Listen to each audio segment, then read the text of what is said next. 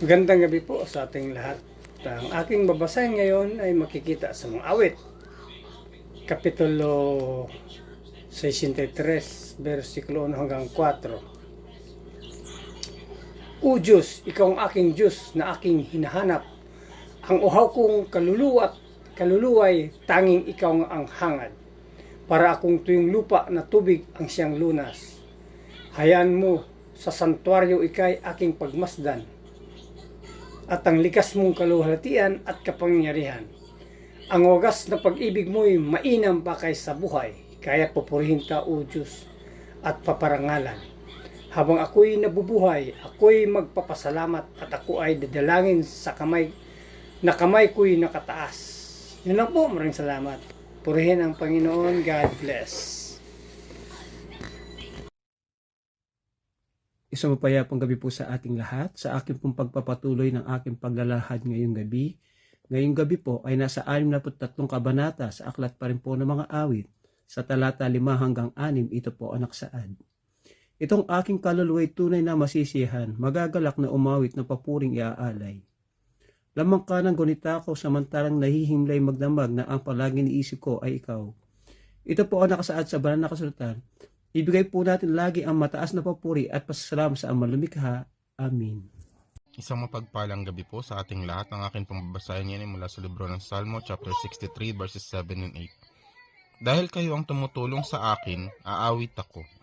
Habang ako'y nasa inyong kalinga, lumapit ako sa inyo at inaalalayan niyo ako ng inyong kanang kamay upang hindi ako mapahamak.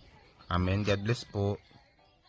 Hello po, ang aking Bible verse for today is from the book of Psalms, chapter 63, verse 9. Ngunit silang nagbabantang kumitil sa aking buhay, sila nga ang masasadlak sa malamig na libingan. Amen. Ang mabuting balita ng ating Panginoon.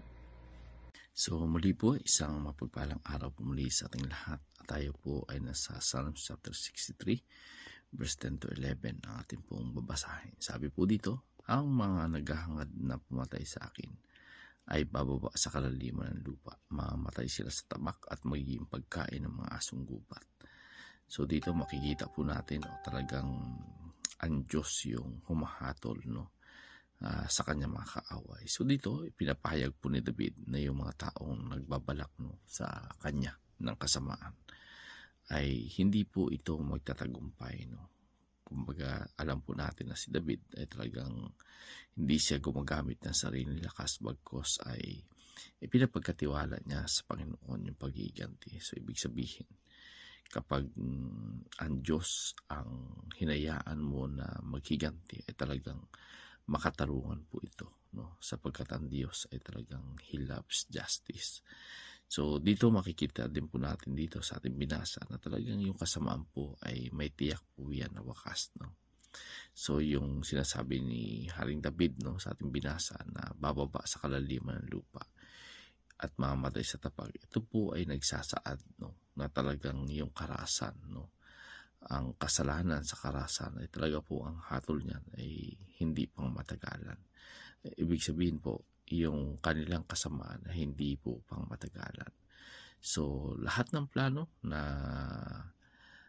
sa isang tao na ang Diyos ang kakampi ay talaga pong hindi magtatagumpay ito. So, ibig sabihin, lahat ng kailang gagawin ay magdudulot po ito ng kapahamakan. So, lagi po nating tatandaan din na yung katagumpayan po ay pansamantala lamang. Lagi po nating iisipin na laging ang Diyos ang nagtatanggol sa kanyang mga anak. So, muli po, purihin ang Panginoon. God bless everyone.